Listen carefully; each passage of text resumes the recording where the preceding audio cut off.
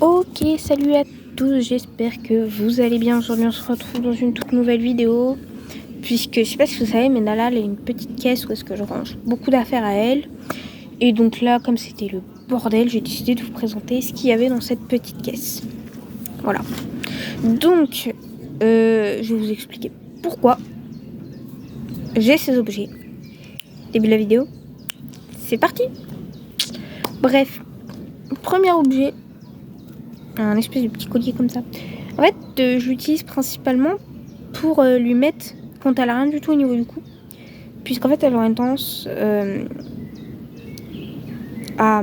Comment dire, quand elle a une tendance à se gratter beaucoup au niveau du cou. Et comme ça, c'est quelque chose de pas très agréable. Principalement, en fait, elle va pas se gratter avec ça, puisque c'est du caoutchouc et c'est pas très agréable. Prochain objet. Le collier que j'appelle d'intervention. Hihi. Voilà. Alors, en fait, ce collier-là, c'est un collier que je n'utilise pas en laisse. Donc, il n'y a jamais de laisse. Jamais il y a eu de laisse. Comme vous pouvez le remarquer, il a beaucoup été utilisé au niveau de la poignée, puisque quand elle déclenche, c'est principalement à cet endroit-là que je la tiens.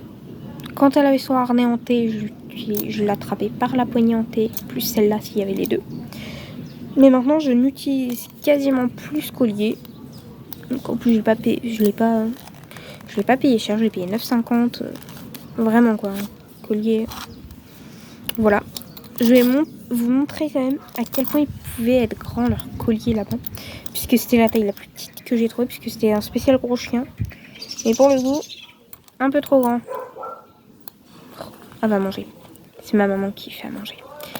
Donc là, voilà, vraiment il peut être très grand. Donc bon, on va voir si elle va le récupérer ou pas, ou si je le donnerai pas à ma cousine. On va voir. Parce que du coup, elle déclenche de moins en moins. Donc, on va voir si on va lui laisser ou pas. Voilà. Après, ça se trouve, je le garderai en tant que souvenir d'elle. On va voir. Puisque ma cousine a un chien qui a un très gros cou et je pense que ce serait faisable. Bref. Ce son-là, vous l'aimez pas beaucoup. C'est le collier en chaîne. Je vais pas dire que je l'utilise jamais en tant qu'étrangleur parce que ça serait vous mentir. Mais en fait, dans le sens où est-ce que j'utilise très peu, c'est-à-dire j'utilise que quand on travaille le rappel. C'est-à-dire une longe qui traîne, je la rappelle, elle revient pas, je mets le pied sur la longe, j'attrape la longe, je lui mets un à-coup. Ça fait ça en fait. Alors, ça fait moins, en gros ça fait ça. Et c'est principalement le bruit qui doit faire stopper le chien quand ça fait ça. Donc, elle revient à ce moment-là. Mais sinon, quand il y a des balades, etc., je ne l'attache jamais de ce côté-là, mais plutôt de ce côté-là. Je l'attache là, comme ça, il n'y a aucun signe. À la beau de tirer, en fait, il n'y aura jamais d'étranglement. Voilà, c'est un collier plat. Donc, même chose. L'autre, je trouve qu'il lui va mieux, parce qu'en gros, il lui grossit le cou. Enfin, il prend quasi tout le cou, donc ça lui va beaucoup mieux. Celle-ci, en fait, c'est vraiment une petite chaîne très sympathique que quand je lui mets en laisse, bon, voilà, quoi, je lui mets comme ça et basta. Puis Nala, à savoir que Nala tracte pas, en fait, le collier étrangleur. Qu'elle ait un collier étrangleur ou un harnais, en fait, elle ne va pas tracter, ou presque pas, hormis quand elle déclenche, et encore. Voilà. Donc, je leur mets très peu ces colliers-là. Donc, son collier plat, comme vous le voyez très souvent. Donc, c'est un collier plat, quoi, classique, en cuir. Donc, voilà. Donc, que dire de plus, à part je lui mets très souvent en balade. Mais bon, je lui mets plus des harnais que des colliers. Voilà.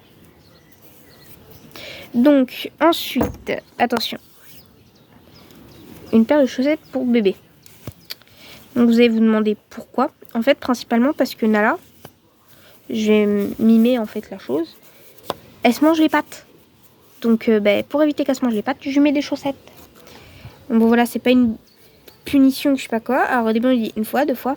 Elle arrête pas. Au bout d'un moment, elle va le refaire. On va lui mettre un spray désinfectant parce que des fois, ça sent. Clac, on va lui mettre la chaussette et elle la garde pendant 1 heure. Voilà. Bref. Ah, ça va. Donc, elle a également une brosse. Donc, sa petite brosse que j'utilise tous les 6 mois, comme. Au sens propre comme au sens littéral du terme, puisqu'elle a les poils. Puisque c'est qu'en période de mue, en fait, que je vais la brosser. Donc on va utiliser ces deux petits trucs là aussi en revenant de balade quand elle s'est roulée dans la boue. C'est des petits nettoyants ou déodorants. Lui il est presque vide. Voilà, c'est ce que j'utilise principalement. Donc évidemment, après chaque balade de chien, on vérifie les oreilles, les coussines, etc. Parce qu'avec les épillets ou les tiques, ça arrive très rapidement une maladie.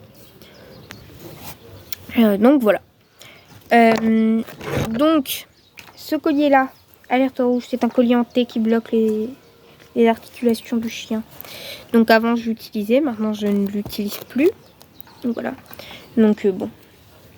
Voilà, ce collier-là, je vais le garder.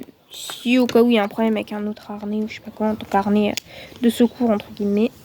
Mais bon, je n'espère pas l'utiliser de sitôt. Voilà. Donc bon.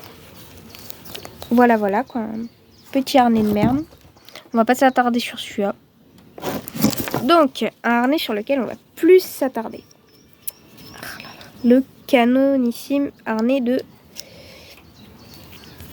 Voilà, donc... J'aimerais bien le remettre correctement quand même.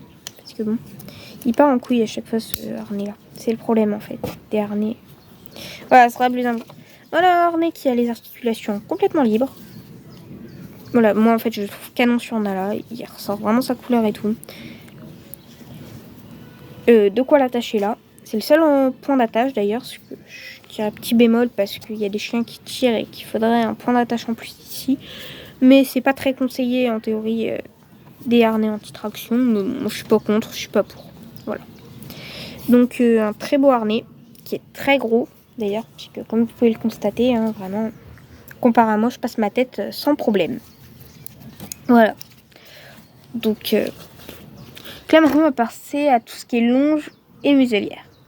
Commencer par sa muselière. Alors vous aimez bien le nylon, c'est pas mon machin. Chacun a ses avis sur les mumus. Moi j'ai pas le choix de lui mettre. C'est un chien catégorisé, on n'a pas le choix.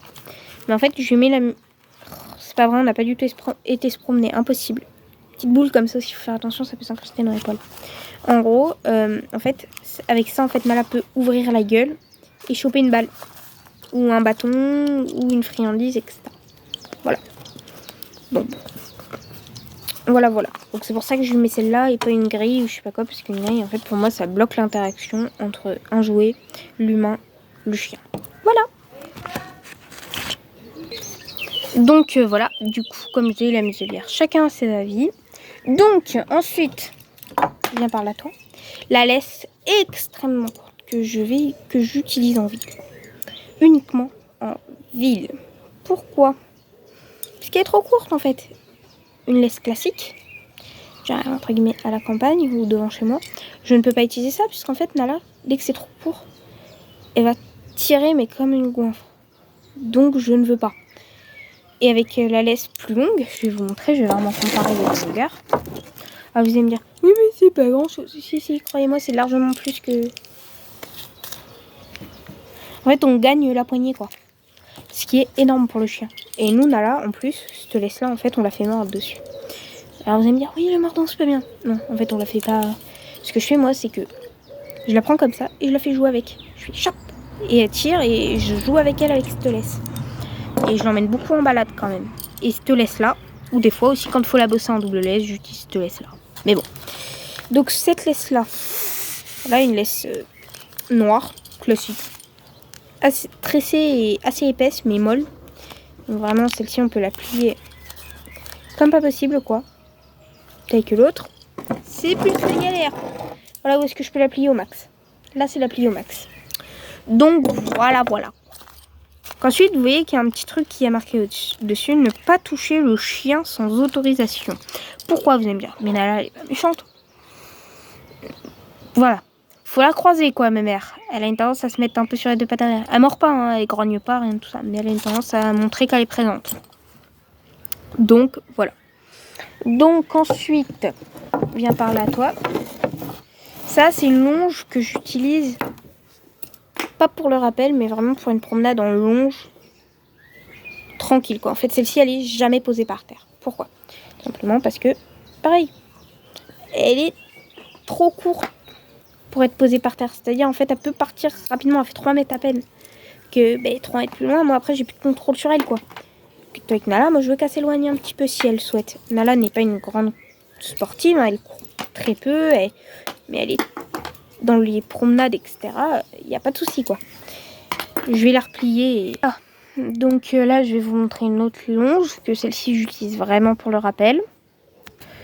Donc qui est beaucoup plus longue. Donc vous allez vous dire, là non. Non en fait ça c'est juste pour quand je la rappelle qu'il y a du monde. Déjà que je ralentis un peu le nœud, que je puisse la tenir. Pour pas faire peur aux gens. Voilà, je la tiens. Je la tiens en laisse très courte hein, dans ces moments-là. Pour l'empêcher d'aller les voir. Parce qu'en fait, elle a une tendance à vouloir aller voir les gens. Les gens, souvent, ça crie. C'est un staff. Bah oui, forcément, c'est un chien méchant. Que pourtant, là, en forêt, elle s'en bat les couilles hein, des gens. Des fois, elle veut même pas aller les voir et je la tiens en laisse quand même parce que je fais... On sait jamais quoi. Putain de longe, il y a des nœuds. Je reviens. Ça, je vais vous la montrer. Celle-ci, c'est une laisse que j'utilise en forêt également. Quand je veux bosser avec elle, la marche au pied en laisse, etc. Ça, c'est vraiment une longue laisse. Une longue laisse qui fait 1m50, je crois. Un truc comme ça. 1m50 ou 2 mètres. Alors, vous allez me dire, on dirait une longe à cheval. Est-ce que c'est le cas? C'est ça. Parce que, en fait, à la base, elle n'était pas à Nala.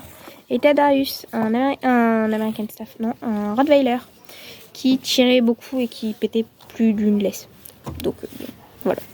Donc là, vous allez me dire, mais là, tu l'utilises en tant que laisse-lasso. Là, c'était vraiment juste pour ranger plus facilement, en fait, que j'utilise en tant que laisse-lasso. Voilà. Petite astuce de rangement en même temps. Ça fait pas de mal. Donc voilà, j'espère que cette vidéo vous aura plu. N'hésitez pas à liker, vous abonner. Bref, faites ce que vous voulez. N'oubliez pas que vous êtes les meilleurs. Kiss!